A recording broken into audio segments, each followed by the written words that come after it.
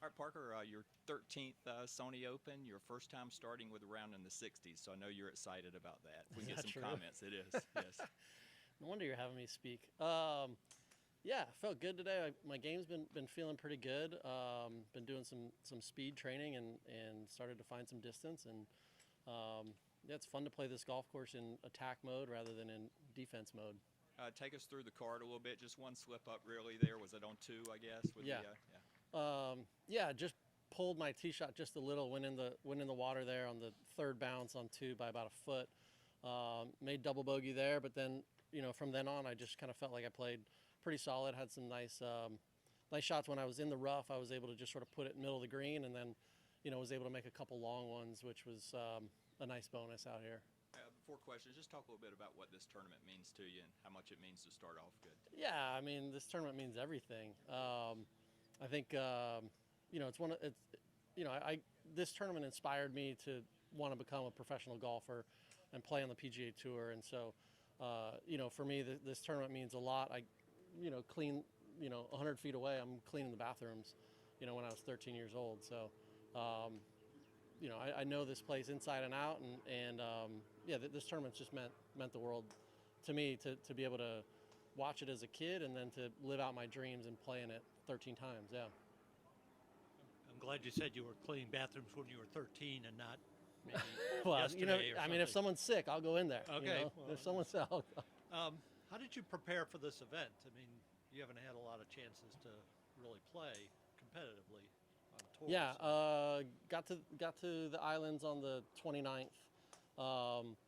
Here on Oahu. I flew over and spent some time with Colin Right. on the 30th, and then was back here the whole next week. And I played out here probably 4 or 5 times, and that was sort of my prep for this week.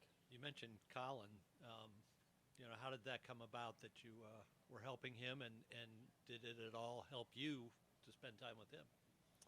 Yeah, I think anytime you spend time with a world-class player, you benefit from it. I think that old saying is true, where it's like if you play with people that are better than you, you're going to get better. Yeah. And so we did a clinic over at Kohana on the Big Island with Matt Kuchar and Ben Crenshaw, Colin, and myself. And I'm watching, Cooch is, 7 under par through 8 holes, and Colin was 4 under par. I was like, all right, like I know what I need to do. So I think it always helps to play with better players. Our relationship started through kind of Andrew Kipper, his agent, and JJ Jakovac. I think both of them sort of told Colin, hey, Parker's a guy that would give you good feedback on your short game and would be worth talking to. Would you all feel like you be a Robert Rock guy? Yeah, I mean, it's hard to beat being a great player on the PGA Tour. I mean, if you can be a top 50, 60 player on the PGA Tour, you want to do that. Obviously, I haven't done that in the last 10, 12 years, so I've pivoted into some other things and found out that I was pretty good at delivering some good information, and people seem to be getting a lot better spending time with me around the greens. So I've pivoted only because I had to. I'd love to be out here playing every week if I was in the top 50, 60, 70 in the world. How do you think you would, balance the fact that if you were playing well and you were in the third round and the guy 2 groups in front of you is one of your guys that you're working with? I mean, you work with him in the morning and before you tee off, then you have to work on your own game. Nah, I've got my guys to a spot like Keith Mitchell. I got him to a spot where it's like I want to do the work away from the golf course. I want to make sure that they can own what it is that they're trying to do.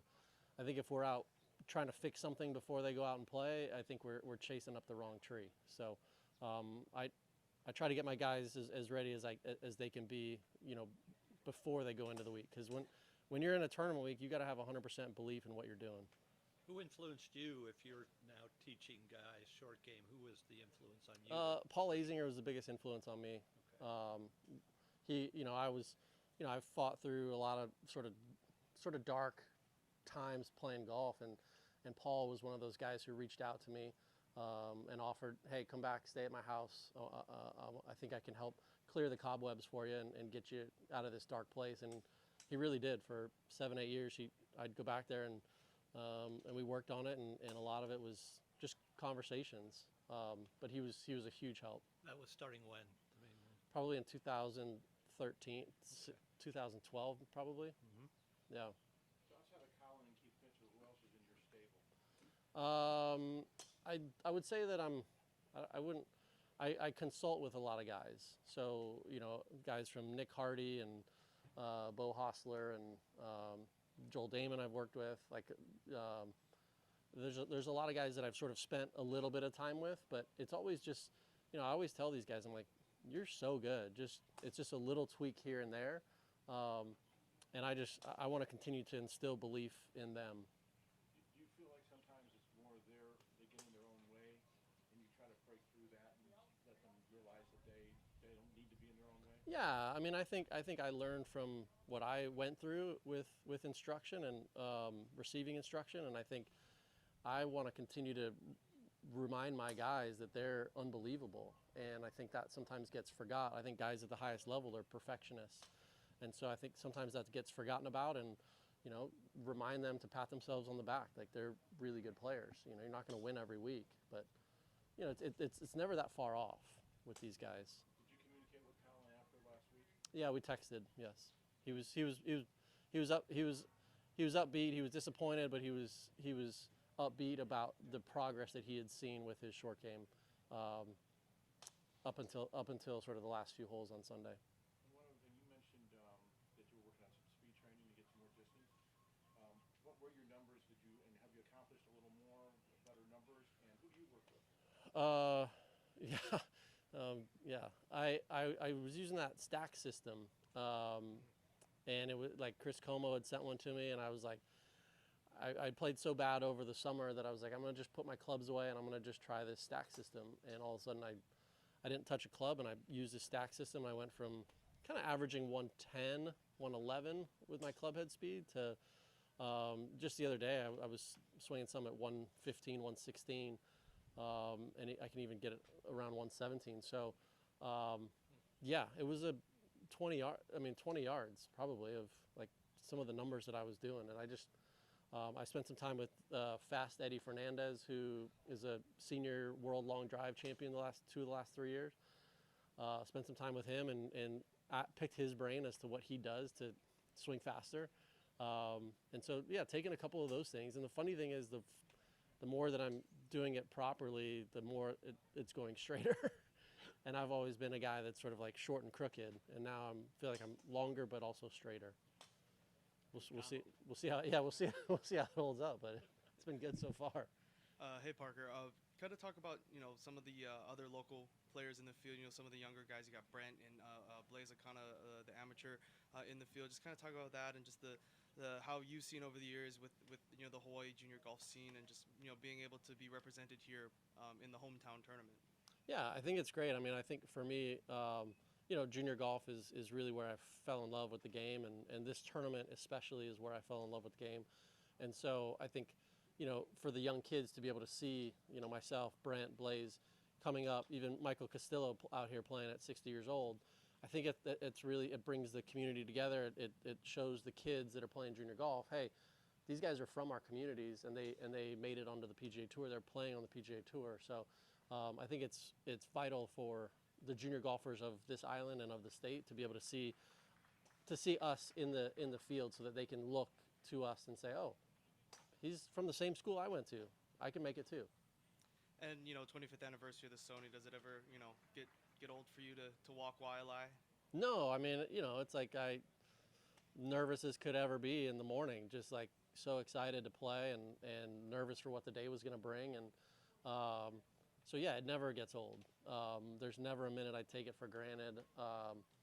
And, the fans and the golf course and just the entire atmosphere for me is, it's just one of those things where I cherish every moment. I try to just like stay focused and just do what I'm doing and focus on my stuff. But, I glance up and I see a familiar face or someone I hadn't seen in a long time. And I got to just try to, stay focused, because I think it'd be too hard for me to do that and then, stay focused on what I'm trying to do, because it's my job, right? I'm trying to put up 4 good rounds this week.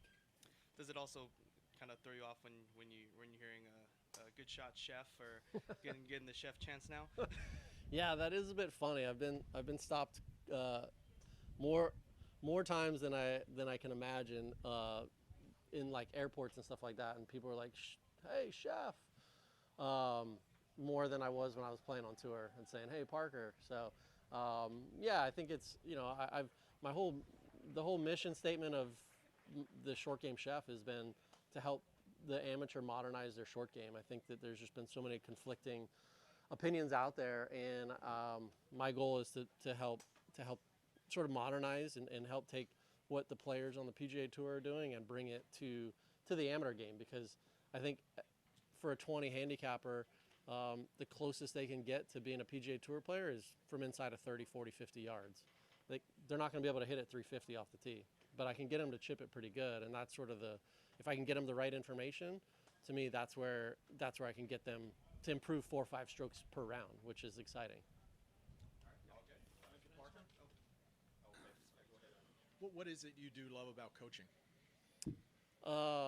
That's a good question. Well, I'll take Anna Nordquist, for example, one of my students. We've been working together for like 3.5 years, and to see her transformation from where we started to then where she won the British Open, 2 summers ago, to go from 95th in the world to 15th in the world, like that to me, and being a part of that is really special. Like I get goosebumps just thinking about it.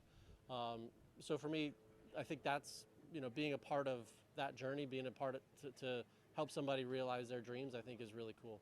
Who coined the short game chef nickname? Was that yours? That was me, yeah. I don't know. I just had the thought of, I was inspired a little bit by, there's a guy named Trackman Maestro on Twitter a number of years ago, and I was inspired by that. I was like, short game chef, right? Because every shot around the green there's some type of recipe, right? Okay, you got to open the face up on this one. You got to lower the hands. You got to make a long swing.